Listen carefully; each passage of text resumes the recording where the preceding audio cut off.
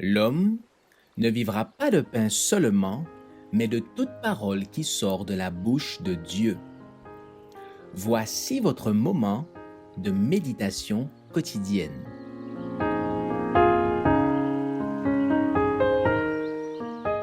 Vous recevrez une puissance.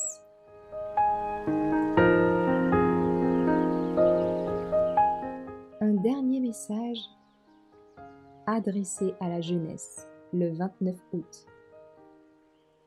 Car pour moi, me voici déjà offert en libation, et le moment de mon départ approche. J'ai combattu le bon combat, j'ai achevé la course, j'ai gardé la foi. Désormais la couronne de justice m'est réservée.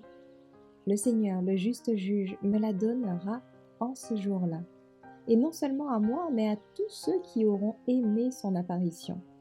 2 Timothée 4, versets 6 à 8. Je ne m'attends pas à vivre encore longtemps.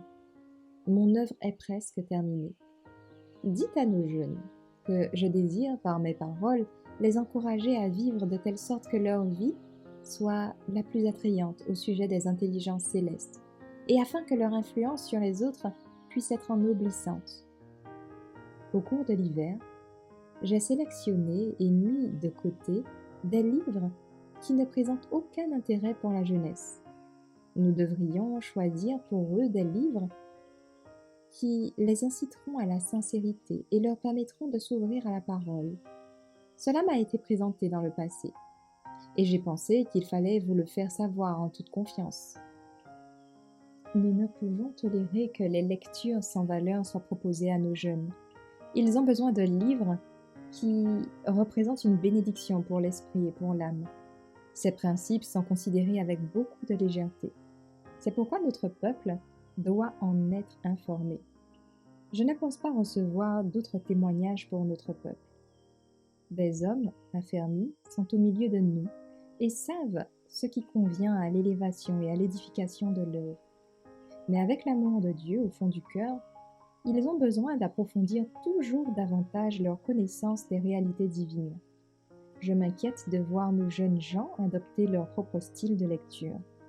Les personnes plus âgées finiront alors par adopter le leur. Nous devons garder les yeux fixés sur l'attrait religieux de la vérité. Nous sommes appelés à maintenir notre esprit et notre cerveau ouverts aux vérités de la parole de Dieu. Satan se manifeste quand les hommes sont ignorants. Ne soyons pas satisfaits parce que le message d'avertissement a été une fois présenté.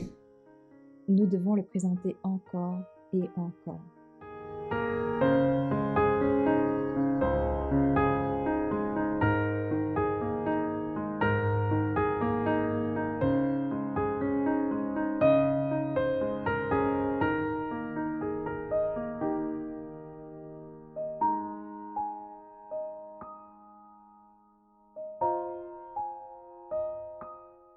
Merci d'avoir écouté cette présentation.